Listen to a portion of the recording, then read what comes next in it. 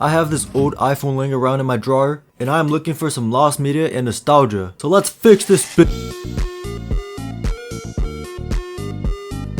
It's an old iPhone 5 which I used to use. I've vlogged with it and used it to watch my favorite YouTubers. Also to play games like Geometry Dash and Clash of Clans. I'm going to restore it, and my goal is to 1. Play Geometry Dash, and 2. Watch my videos on it. The reason why this phone was abandoned is because after using it for a while, the battery started getting fat, like it was eating too good. I tried making it run 24/7 to lose some of that weight, and then it stopped working. So that was how it was back then, left in the cabinet to rest. I recently came across an eBay auction for a slightly broken iPhone 5. I snagged it last minute, beating everyone else. After the bid, I realized I haven't even checked what parts I was going to use. It looks like the back is bent and broken, but not too shabby. Alright, it's been a few weeks and the package finally came. Let's take a look at it. Okay, just like the listing, the back is very broken and there's a bent corner. First step, there are 2 pentalobe screws on the bottom of the phone, and we need to remove them to open up the phone. I'll use my smallest screwdriver in my set here. It doesn't fit. Using household items that you have around the house. Alright, second attempt. I'll try to use the tip of a kitchen knife. Dude. Okay, third attempt.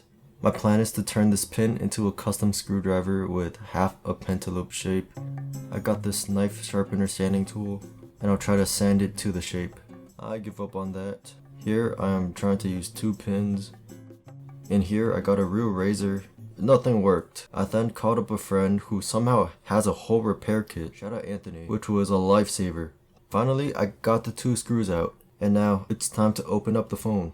The thing is, I do not have any of those fancy repair tools, so I had to get creative. So here, I'm using my fingernails to separate the frame, and then trying with the fake metal thingy that helped a lot. This is like the scariest part of the whole process, for me personally. Once that is done, the screen comes off, and I need to disconnect the screen from the body. 3 pins out and disconnected. This phone looks very corroded.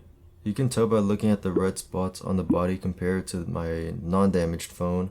Red means water contact. The next part is the battery. The battery is the most important thing in this whole operation. First of all, this battery seems to already have been replaced. There's no Apple symbol on it. Because this seems to be a new battery, the adhesive tape under it seems to be super strong.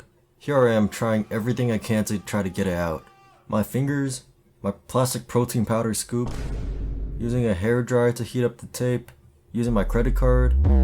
As a last resort, I remembered my gaming laptop generates a lot of heat, so I loaded up Minecraft and used the exhaust area to slowly cook the back. That worked wonders, and I easily pried out the battery.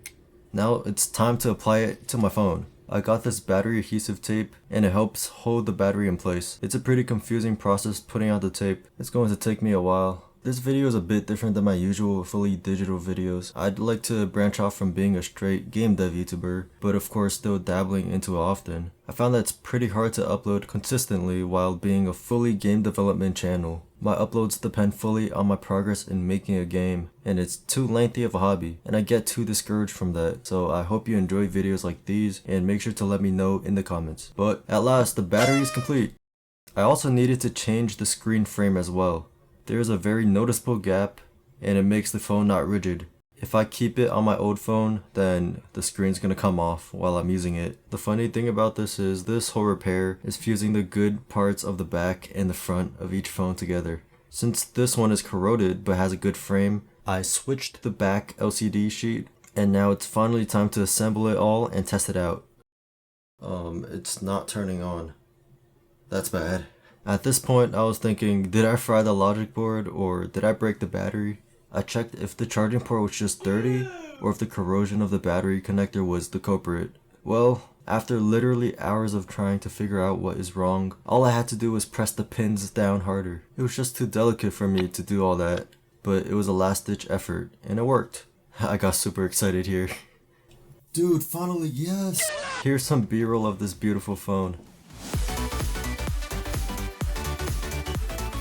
Because this is a 13-year-old phone, the App Store doesn't let me download anything.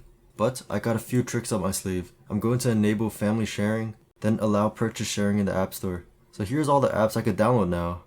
Hey! All the new apps don't work. Only apps that have been around in 2015 can be installed. Let's go, Geometry Dash. I'm just gonna...